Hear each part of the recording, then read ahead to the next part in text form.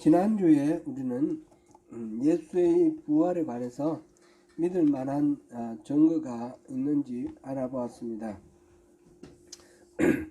성령의 은혜로 이 예수님의 부활에 대해서 잘 믿어지는 분들은 뭐 크게 고민할 것도 없고 감사하고 이렇게 상관이 별로 없지만, 잘 믿어지지 않는 분들이 있습니다.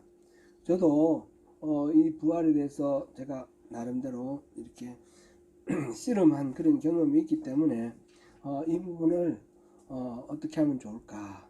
하나님의 은혜로 성령님이 우리 마음을 변화시켜 주시 믿어지게 해 주시기를 바라면서 수동적으로 가만히 있을 수는 없지 않습니까? 그래서 이것을 부활의 증거도 이렇게 살펴보고 했었는데, 좀 이렇게 논리적으로 이렇게 따져보는 것이 불편할 수도 있지만, 사실상 기독교는 덮어놓고 믿는 그런 종교가 아니기 때문에 베레아 사람들이 그런가 하고 이렇게 말씀을 상고했다, 성경을 상고했다 그랬지 않습니까?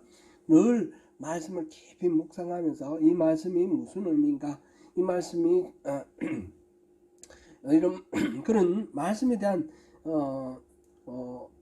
묵상과 또 연구, 이런 것들이 잘못된 것이 아니고 꼭 필요한 것입니다.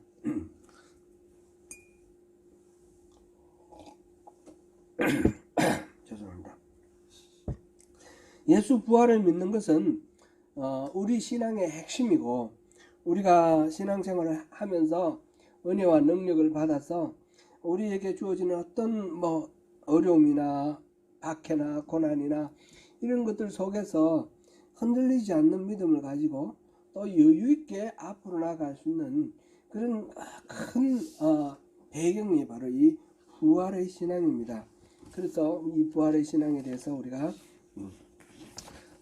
이렇게 알아보려고 하는 것입니다. 오늘은 예수님께서 이 나서 또 생활하시고 십자가를 지시고 고난을 받으시고 죽으시고 부활하신 모든 것들이 성경에 다 예언된 것이라고 그랬는데, 이 성경에 예수님의 부활에 관해서는 어떤 식으로 예언이 되어 있는가, 그거를 알아보려고 합니다.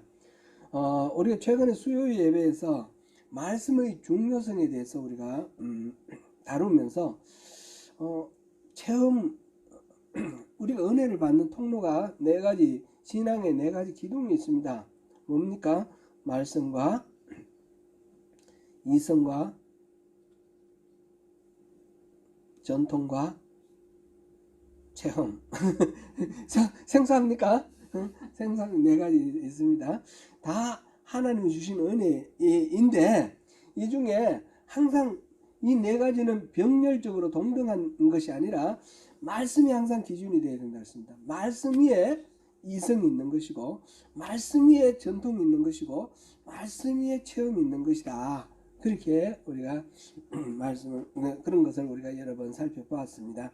이제 말씀과 체험에 관해서 우리가 은혜를 나눌 때에, 그때 본문을 삼은 게 엠마오의, 본문은 아니었죠. 중요한 어떤 성경 구절로 엠마오에 가던 두 제자가 예수님을 만났다, 부활하신 예수님을 만났던 그 얘기를 우리가 살펴보았습니다. 누가복음 24장 13절에서 35절까지 살펴보았는데, 우리 잠깐 그 장면을 한번 환기해 보면 좋겠습니다.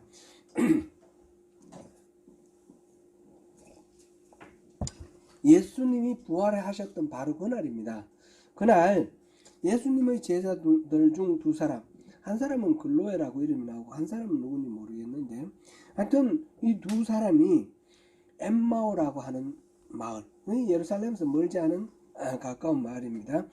가고 있었습니다. 아마도 예수님이 십자가에 달려 죽으시고 자기들이 막 따라다니면서 섬겼던 예수님, 주님이 갑자기 사라지니까 소망을 잃고 그냥 포기를 하고 고향으로 돌아가던 길이 아니었나, 이렇게 추정이 됩니다. 물론 그 설명은 없습니다.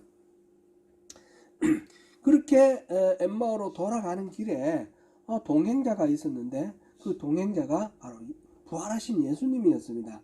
이들은 예수님을 보고도 누군지 모르고 이런저런 얘기를 하다가 오늘 바로 최근에 예루살렘에서 있었던 일들에 대해서 얘기를 나누는데, 그 예수라는 분이 십자가에 달려 죽으시고 오늘 아침에 우리 무리 중에 여인들이 무덤에 갔더니 그분이 안 계시더라. 그분이 부활했다는 그런 소식을 우리는 들었다. 그럼 당신은 그 예루살렘에서 지금 나오는 길인데 어떻게 예루살렘에서 일어난 그 큰 일을 모르느냐, 이런 식으로 이제 얘기를 하는 거예요.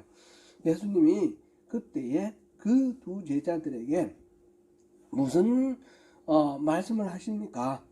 성경에 나오는 여러 가지 구절들을 가지고 자기 자신에 대해서 말한 것, 예수님이 부활하실 것이다 라는 것에 대해서 설명을 해주면서 부활을 믿지 못하는 그 제자들을 일깨워 주십니다. 그리고는 그 목표했던 엠마오 마을에 들어가서 숙소에 들어가서 같이 지나가려고 하는데 같이 와서 식사는 하자 그래서 같이 들어가서 이제 식사를 나누는 중에 예수님께서 떡을 떼서 나눠주니까 그걸 받는 순간 눈이 떠져서 이분이 바로 예수님이구나, 부활하신 예수님이구나 알게 됐어요. 그런데 예수님은 안 보이게 됐어요. 사라졌어요. 예수님은 자기 자신이 부활의 당사자 아닙니까? 그러면 이 제자들에게, 야 이놈들아, 내가 바로 부활한 예수 아니냐, 눈 똑바로 떠서 봐, 이렇게 말하면 되실 텐데 왜 그렇게 안 하시고 성경에 나와 있는 말씀을 설명을 하셨을까요? 성경에 있는 부활에 대한 구절들을 가지고 설명을 해주시고 부활하신 예수님을 만나서 같이 걷고 있는 이 사람들 하여금 부활에 대해서 성경적으로 이해를 할 수 있도록 그렇게 해주셨을까 생각해 보면, 예수님은 잠시 동안 생애가 한 33년 정도 된다고 그러는데 잠시 동안 또 제한된 공간 속에, 그 팔레스틴 지방이라는 그 공간 속에 예수님이 오셨고 부활하셨어도 40일 동안 이 땅에 계셨는데 모든 사람들을 만나 주실 수가 없지 않습니까?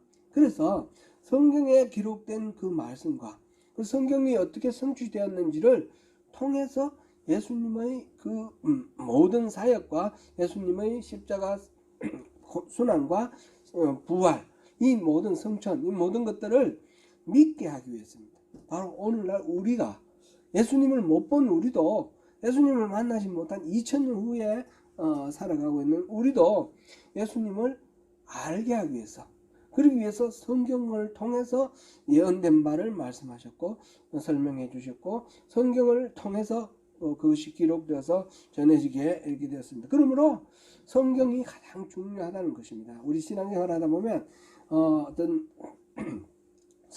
영적인 체험을 할 수가 있습니다. 체험을 할 수가 있는데, 그래서 뭐 예수님을 만났다 뭐 이렇게 해가지고 그런 신비로운 체험을 한 사람 중에 이단되는 사람이 너무 많은 거예요. 뭐 내가 직통 계시 받았다 그러면서 사람들을 유혹하는 사람이 얼마나 많습니까? 그런 일은 왜 일어납니까? 경험 자체가 잘못된 것이 아니고 경험을 했는데 그거를 말씀에 비추고 말씀으로 이렇게 글르고 말씀으로 심화시키고 숙성시키고 말씀을 통해서 모든 것들이 복음이 전파되고 이렇게 사역이 이루어져야 되는데 말씀은 잊어버리고 이 체험만 강조했기 때문에 그런 것입니다.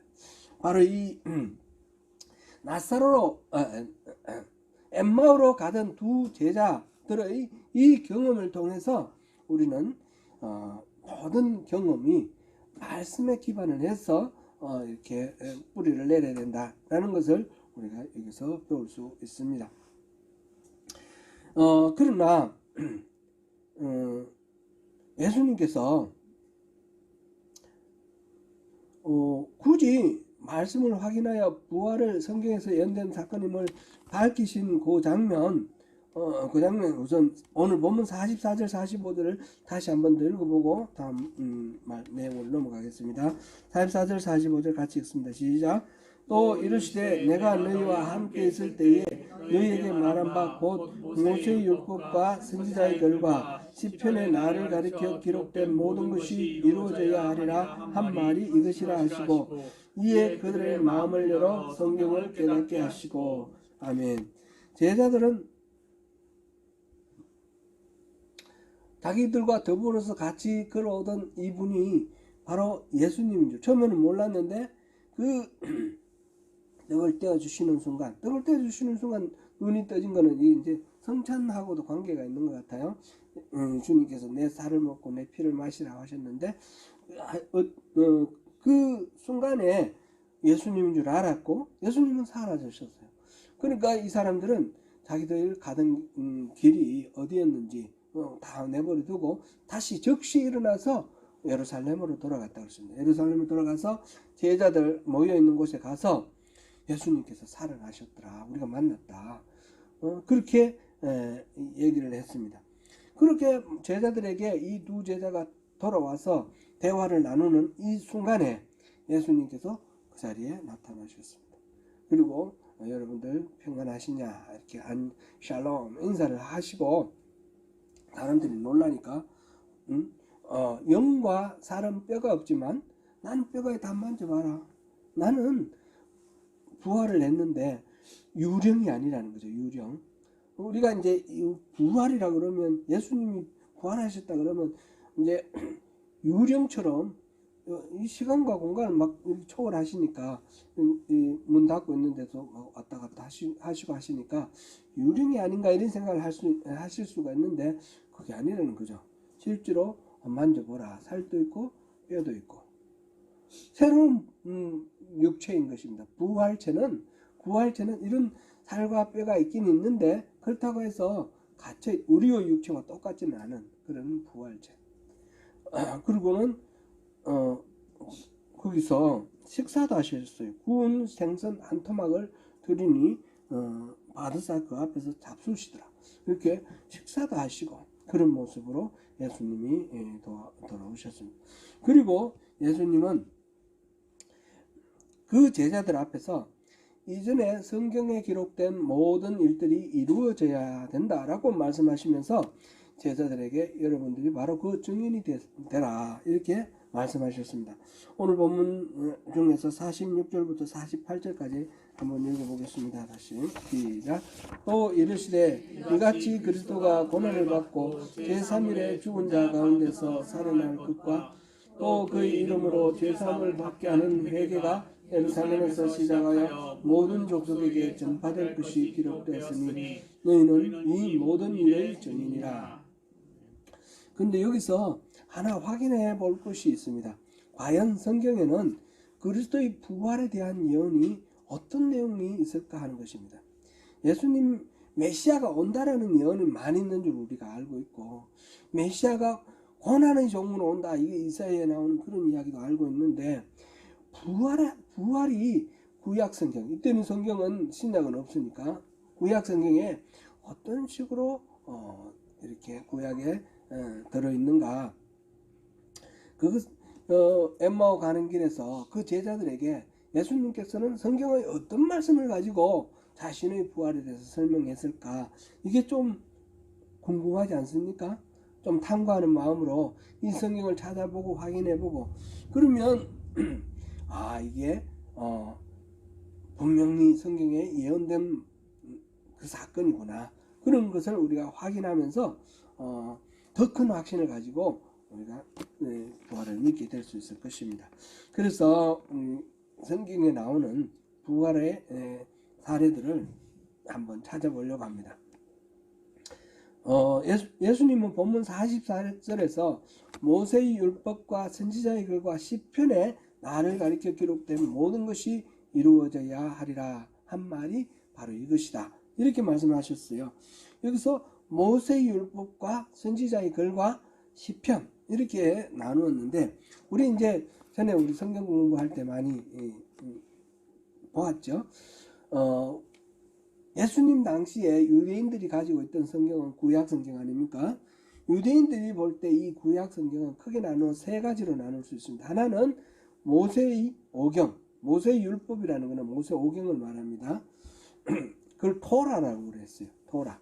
그 다음에 하나는 선지자의 글, 선지자들이 남겨놓은 예언서들, 이거를 느빔 그랬는데 이거는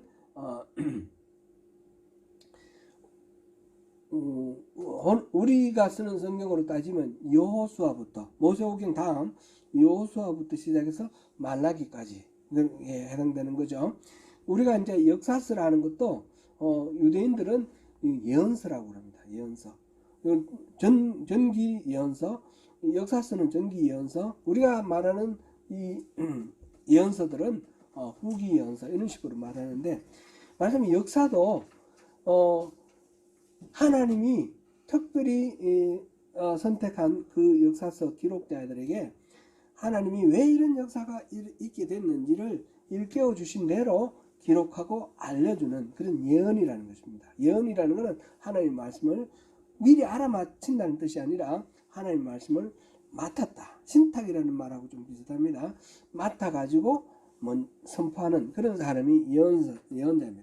그렇게 거기에 선지자의 글이라고 말하는 것은 바로 여호수아부터 시작해서 말라기까지의 그 예언서이고, 그 다음에 가운데에 그 중간에 욥기, 시편, 잠언, 전도서, 에레미야, 애가를 우리가 이제 5개를 시가서라고 부르는데, 에레미야, 애가는 빼놓고 요 4개의 요거는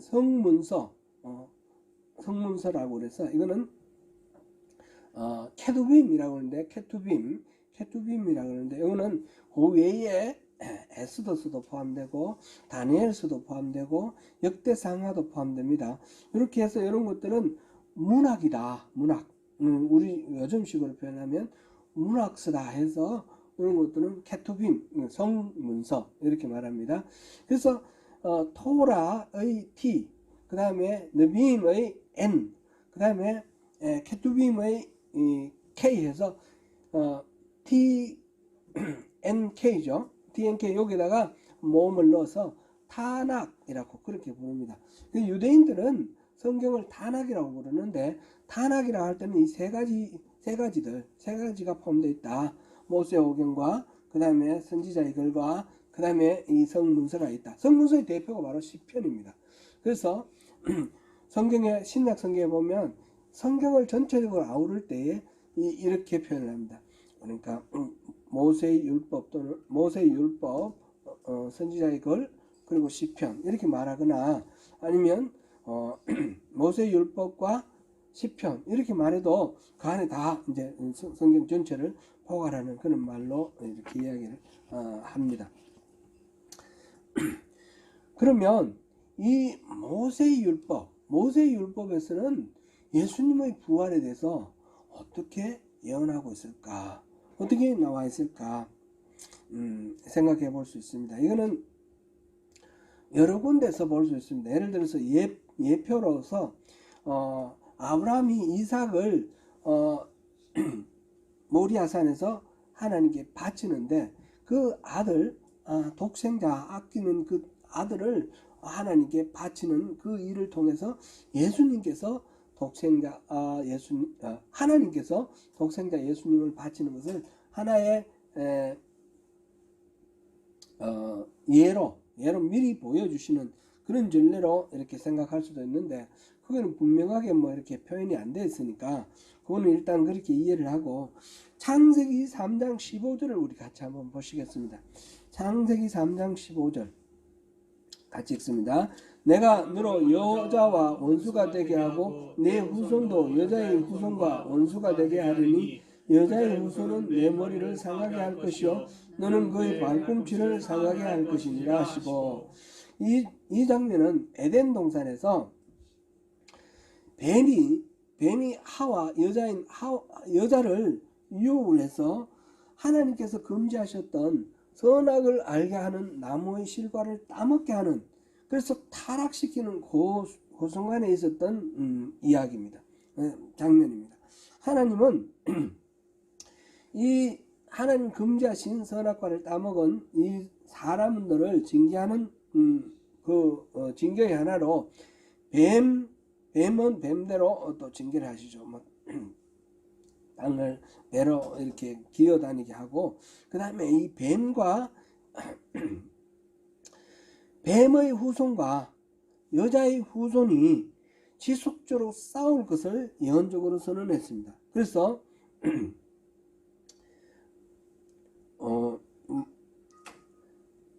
여자의 후손은 뱀에게 하시는 말씀입니다. 너희 머리를 깰 것이고, 그리고 너희 후손은 여자의 후손의 발꿈치를 상하게 할 것이다. 이렇게 돼 있는데, 이 머리를 상하게 하는 것과 발꿈치를 상하게 하는 그런 정도의 차이는 있지만, 이 뱀의 후손과 여자의 후손이 끊임없이 싸울 것이다 라는 것을 여기서 말씀을 하십니다. 그런데 이 후손이라는 말에 이 여자의 후손들, 인류를 대를 이어서 인류와 그 다음에 뱀의 후손들, 마귀들과의 싸움으로 말씀하시는 것이 아니라 단수로 되어 있단 말이죠. 단수로. 여자의 후손 중 한 사람, 그리고 뱀의 후손 하나. 그러니까 마귀와 하나님과의 싸움이 아니라 여자의 후손과 이 마귀와의 싸움으로 이렇게 했는데, 마귀의 공격은 발꿈치를 상하게 하는 정도이고, 또 여자의 후손의 공격은 머리를 상하게 하는 그런 공격이 되겠죠. 싸움의 결과는 결과적으로 양쪽 다 상처를 입는데, 사단은 말하자면 메시아를 상하게 할 것인데 그 메시아는 죽음을 이기고 도리어 사단의 머리를 깨부시는 궁극적인 승리는 이 여자의 후손에게 있다. 이것을 지금 여기서 예표를 하고 있습니다. 이 부분에 대해서는 계속해서 신약 성경에서 보면 이것을 사단의 여자의 후손이 바로 그리스도고, 이 마귀와의 싸움에서 그리스도가 마침내 죽음으로 내어 주어지지만, 그러나 죽음을 이기고 마침내 이 마귀를 이길 것이다. 이런 식으로 이해하고 있는 부분, 이해하고 있습니다. 그 중에 하나, 히브리서 2장 14절 15절을 우리 같이 읽어보겠습니다. 히브리서 2장 14절 15절 시작. 자녀들은 혈과 육에 속하였음에 그도 또한 같은 모양으로 혈과 육을 함께 지니심은 죽음을 통하여 죽음의 세력을 잡은 자 곧 마귀를 멸하시며, 또 죽기를 무수함으로 한평생 매여 종노릇하는 모든 자들을 모아주려 하심이니. 아멘. 죽음을 통하여 죽음의 세력을 잡은 자 마귀를 멸하실 것이다. 예수님께서 죽으심을 통해서, 여기서 여기 그는 그리스도를 말하고 있죠. 그리스도는 자신이 죽음을 통해서 죽음의 세력을 이긴다는 겁니다. 죽음의 세력을 멸하신다는 겁니다. 왜냐하면 이 죽음 자체를 이겨버리지 않습니까? 부활하시니까. 부활은 죽음을 이기는 것이니까. 그렇게 해서 모든 인간들은 다 죽음을 두려워하기 때문에 죽음에 매달려 종노릇하고 있는데, 우리 모든 인간들이 더 이상 죽음에 매달려 종노릇하지 않도록 해방을 시켜 주신다는 것입니다. 14절에서 그는 그리스도입니다. 그분이 혈과 육을 함께 지니신 이유는 죽음을 통하여 죽음의 세력을 잡은 자 곧 마귀를 멸하시기 위해서 혈과 육을 가지고 오셨다는 겁니다. 하나님으로 오신 것이 아니라 인간으로, 혈과 육을 우리와 똑같은 인간으로 죽으시고, 그리고 그 죽음을 이기심으로써 그 죽음의 종로로 사는 모든 인간을 해방시켜 주시는 것입니다. 죽기를 무서워하여 죽음의 종로로 타는 모든 자를 구출해내기 위해서 마귀의 머리를 깨뜨릴 이 여인의 후손은 반드시 혈과 육을 지닌 사람이어야 합니다.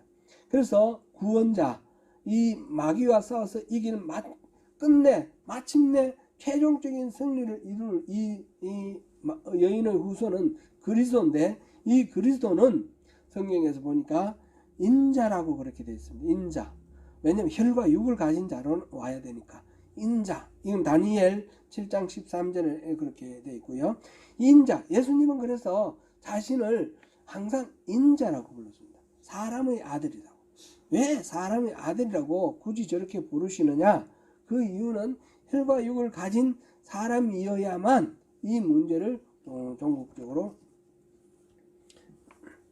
죽음의 세력에 사로잡혀 있는 모든 인간을 해방시킬 수 있기 때문에 그렇습니다.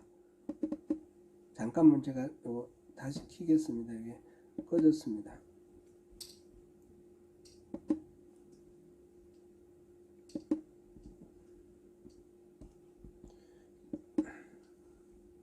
혹시나 또 이거를 하시는 분이 있으실까봐 제가 이거는 올리도록 하겠습니다. 지금 현재는 연결되어 있는 분이 안 계시는데 혹시나 안 연결되어 있어요.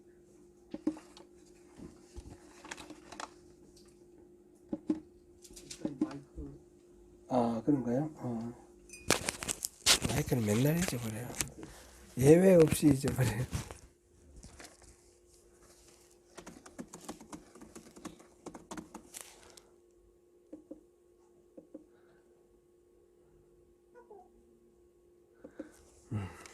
네, 계속하겠습니다.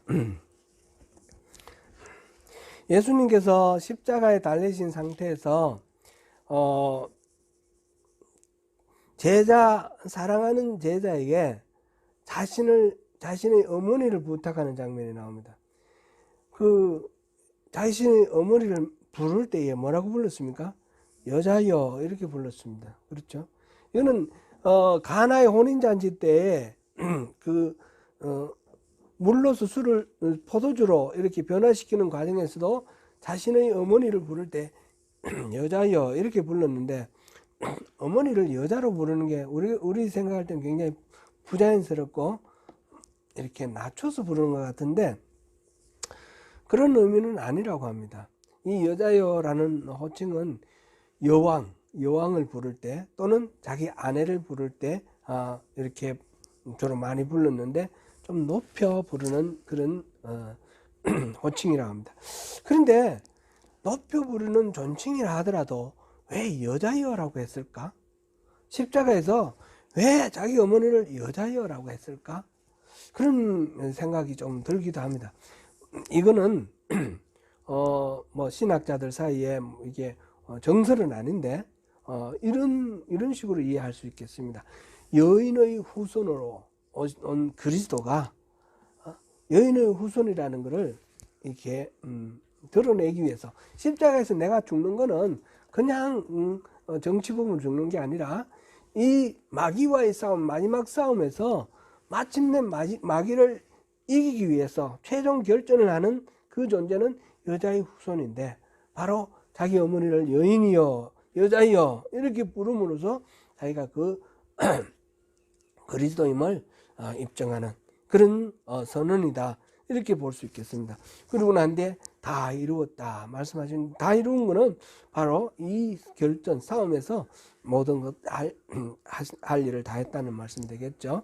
결국은 예수님께서 부활하심으로써 이 혈과 육을 가진 인간이 죽음의 그 세력에 어쩔 수 없이 매달려 종로로 달 수밖에 없는 이 존재가 이 죽음을 깨뜨리고 부활하신 예수님으로 인해서 이 죽음의 세력을 이기게 됐다는 거죠. 더 이상 우리에게는 부활이기 때문에 더 이상 우리는 죽음을 두려워하거나 죽음에 매달릴 필요가 없습니다. 예수님이 죽으셨는데 우리하고 무슨 상관이 있느냐? 예수님은 부활의 첫 열매입니다. 이 부분은 우리가 6월절 때에 6월절 있고 그 다음이 무교절이지 않습니까? 6월절 있고 7일 동안 무교절이 있습니다. 그죠? 그러니까 무교절 첫날이 안식일입니다. 예수님께서는 6월절 날 십자가에 달려 죽으셨고, 이 첫날, 무교절 첫날, 이날 안식일 날 무덤에 갇히셨고, 그 다음날 안식일 다음날 부활을 하셨는데, 이 무교절 다음날 안식일 다음날을 그 레위기에 보면 첫 열매를 곡식을 들고 이 제단 앞에서 하나님 앞에서 흔드는 첫 열매를 하나님께 바치는 날이에요. 그래서 이 무교절 둘째 날이 되겠죠. 무교절 둘째 날, 안식일 다음 날, 그날 예수님이 부활하셨다는 것은 첫 열매로 하나님 앞에 드려졌다는 겁니다. 어떤 열매냐? 부활의 열매입니다. 그 부분은 나중에 다시 더 자세하게 살펴볼 기회가 있을지 모르겠는데, 기회가 있으면 더 자세하게 보고요. 오늘은 그 정도로 하겠습니다. 이 싸움에서는 죽음을 이기고 부활함으로써 승리하는 싸움이었고, 그 마지막 그 장면이 여인이여 하는 그런 어머니를 여자여 이렇게 부르는 것으로 표현을 했다, 이렇게 보겠습니다. 이제 율법 모세 오경에서는 바로 이것이 분명하게 예수님의 부활을 설명하는, 예언하는 그런 말씀으로 우리가 확인할 수 있고, 그 다음에 시편을 보겠습니다. 시편 16편 8절에서 11절. 내가 읽겠습니다. 우리 함께 같이 읽겠습니다. 시작. 내가 여호와를 항상 내 앞에 모심이여 그가 나의 오른쪽에 계심으로 내가 흔들리지 아니하리로다. 이러므로 나의 마음이 기쁘고 나의 영도 즐거워하며 내 육체도 안전히 살리니 이는 주께서 내 영혼을 소홀히 버리지 아니하시며 주의 거룩한 자를 멸망시키지 않으실 것임이니이다. 주께서 생명의 길을 내게 보이시리니 주의 앞에는 충만한 기쁨이 있고 주의 오른쪽에는 영원한 즐거움이 있나이다. 이 시는 다윗의 시입니다. 따라서 여기서 나, 내라고 하는 이 1인칭은 모두 다 다윗을 가리킵니다. 그런데 10절에서 보니까 내 영혼을 소홀히 버리지 아니하시며 그랬습니다. 소홀은 죽음의 세계입니다. 그러니까 나를 죽은 상태로 내버려 두지 아니하셨다, 이렇게 했고, 주의 오른쪽에는 영원한 즐거움이 있다 그랬습니다. 바로 하나님의, 이 주는 하나님의 오른쪽에 내가 영원한 즐거움을 누림이 있다, 이런 식으로 지금 노래하고 있습니다. 그렇다면 다윗이 부활하여 영원한 생명을 누림을 노래하고 있는데, 실제로 다윗은 그렇지 않았습니다. 그것은 오히려 다윗이 지금 예언적으로 미래 다윗의 후손으로 오실 그리스도에 대해서 노래하고 있는 장면이다, 이렇게 이해할 수 있습니다. 베드로와 바울은 사도행전 2장 14절에서 36절과 13장 16절에서 41절에서 이 두 부분은 적어 놓았다가 한번 찾아보시기 바랍니다. 사도행전 2장 14절에서 36절, 13장 16절에서 41절. 앞에 거는 베드로의 이야기고 뒤에 거는 바울의 이야기입니다. 이 사람들은 예수의 부활이 바로 시편 16편, 지금 우리가 방금 읽었던 시편 16편 8절에서 11절이 실현된 것이다, 이렇게 선언하고 있습니다. 그 중에서 한 부분, 일부분 사도행전 2장 29절에서 32절을 우리 한번 읽어보겠습니다. 시작. 형제들아, 내가 조상 다윗에 대하여 담대히 말할 수 있노니 다윗이 죽어 장사되어 그 묘가 오늘까지 우리 중에 있도다. 그는 선지자라 하나님이 이미 맹세하사 그 자손 중에서 한 사람을 그 위에 앉게 하리라 하심을 알고 미리 본고로 그리스도의 부활을 말하되 그가 음부의 부림이 되지 않고 그의 육신이 썩음을 당하지 아니하시리라 하더니 이 예수를 하나님이 살리신지라 우리가 다 그 일의 증인이로다. 지금 시편 16편 8절에서 11절 거기에 나오는 이 다윗의 노래를 지금 베드로가 어떻게 이해를 했는가 봅니다. 다윗은 분명히 죽어서 장사되었다라는 거죠. 그리고 그 묘는 지금 이 이스라엘 사람들이 다 확인할 수 있는 여기에 우리 중에 있다 그랬습니다. 그래서 그는 선지자라서 자기 이야기가 아니라 자기 후손 중에 올 미래의 그리스도를 지금 얘기하는 것이다. 그러면서 자기 자손 중에 한 사람을 그 위에 앉게 하리라 하심을 알고 그리스도죠. 그리스도를 그 위에 앉게 하신, 미리 본고로 그리스도의 부활을 말했다. 그가 음부의 버림이 되지 않고 육신이 썩음을 당하지 않게 되라. 음부라는 말하고 스올이라는 말 같은 말이죠. 죽음의 세계. 그 다윗의 후손 중 그리스도로 오실 그 사람은, 그분은 죽음의 세계에 갇혀 있지 않고 한번 죽은 거지요. 죽어서 죽음의 세계에 갔는데 거기에 머물러 있지, 갇혀 있지 않고, 그리고 몸도 썩지 않고 다시 나와서 살아나와서 하나님께서 그를 살리셔서 바로 하나님 보좌 우편에 앉으실 거다라는 것을 지금 말한 것이다. 시편 16편 11절에서 8절에서 11절을 베드로가 이렇게 해석한 거예요. 이거는 바울도 또 비슷하게 해석을 하고 있습니다.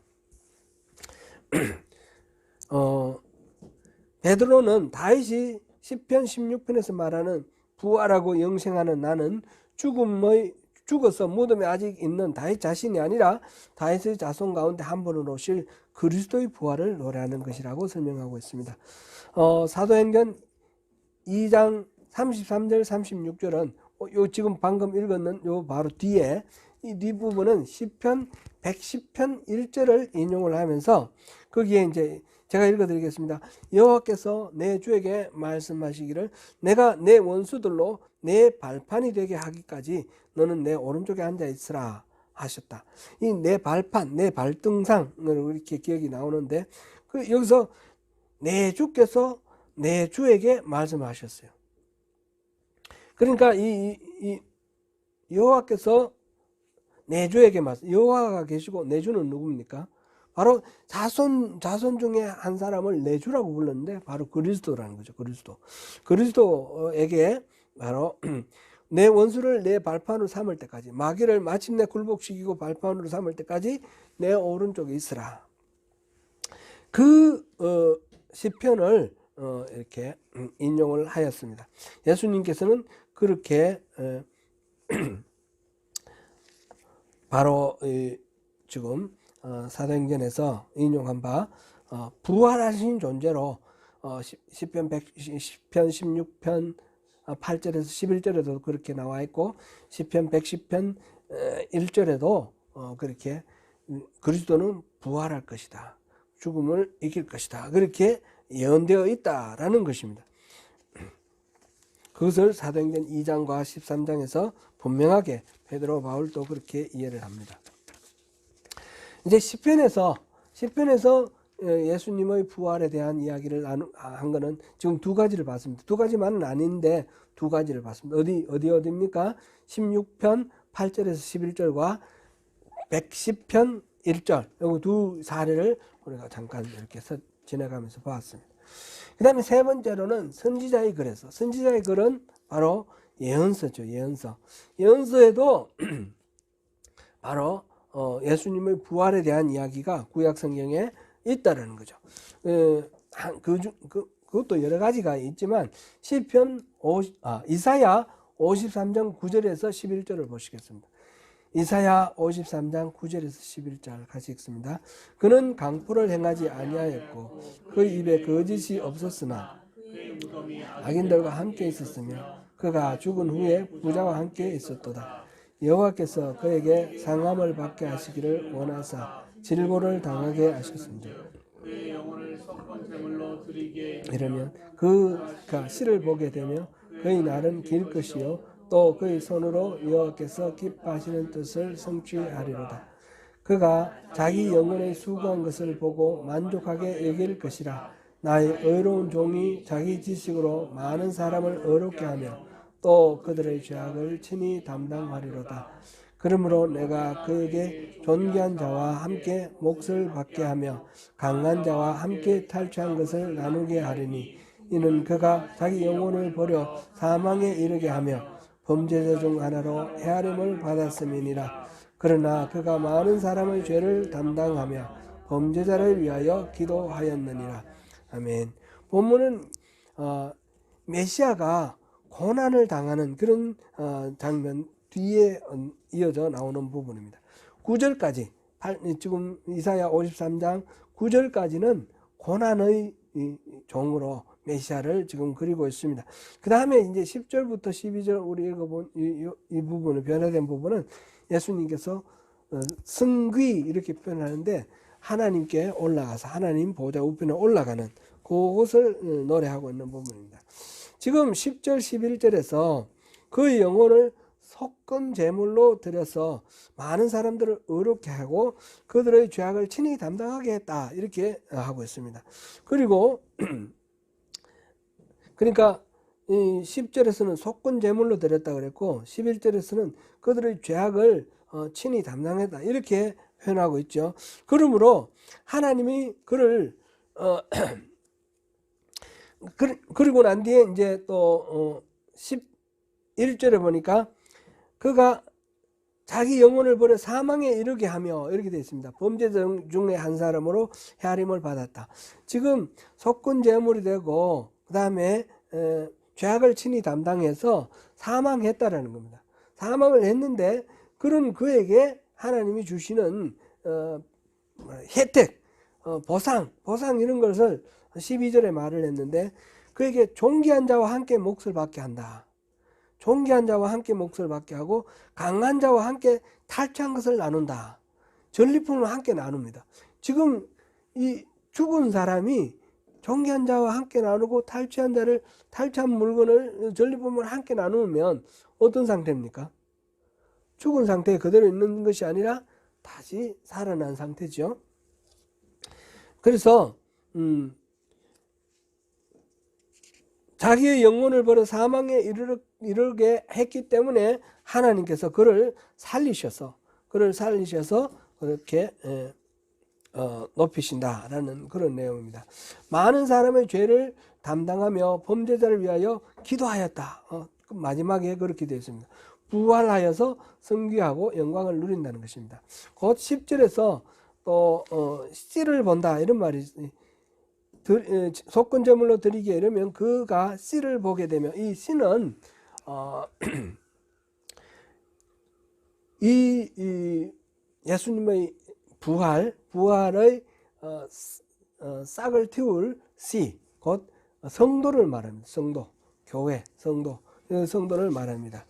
그래서 지금 이사야 53장 9절에서 11절을 보았는데, 여기에서 속건 제물로 바쳐져서 모든 죄를 담당한 그가 일어나서 존귀한 자와 함께 몫을 받고 강한 자와 함께 전리품을 나누면서, 그러면서 많은 자의 죄를 위해서 기도하는 그런 부활하여 승귀한, 하나님의 보좌로 승귀한 그런 모습입니다. 그런 것으로 지금 이렇게 예언이 되어 있다는 것이죠. 이사야 55장도 그런 것을 직접적으로 나타내고 있는데, 오늘 이제 생략하겠습니다. 말씀을 맺겠습니다. 사랑하는 성도 여러분, 고린도전서 15장 3절 4절에서 보면 바울 사도가 그리스도께서 성경대로 우리 죄를 위하여 죽으시고 장사한 지 사흘 만에 성경대로 살아나셨다, 이렇게 표현되겠습니다. 성경에 그렇게 예언된 대로 죽으셨고 성경에 예언된 대로 그렇게 살아나셨다는 겁니다. 여기서 성경은 구약 성경이죠. 구약 성경에 우리가 지금 몇 군데만 살펴봤는데, 몇 군데 그 밖에도 또 있습니다. 전체적으로 이 성경이 그리스도가 죽으시고, 그래서 죽음의 세력을 멸하시고 부활하셔서 마침내 최종적으로 승리하시는 그런 서사를 그리고 있다라는 것을 우리가 여기서 바울 사도를 통해서도 확인할 수 있습니다.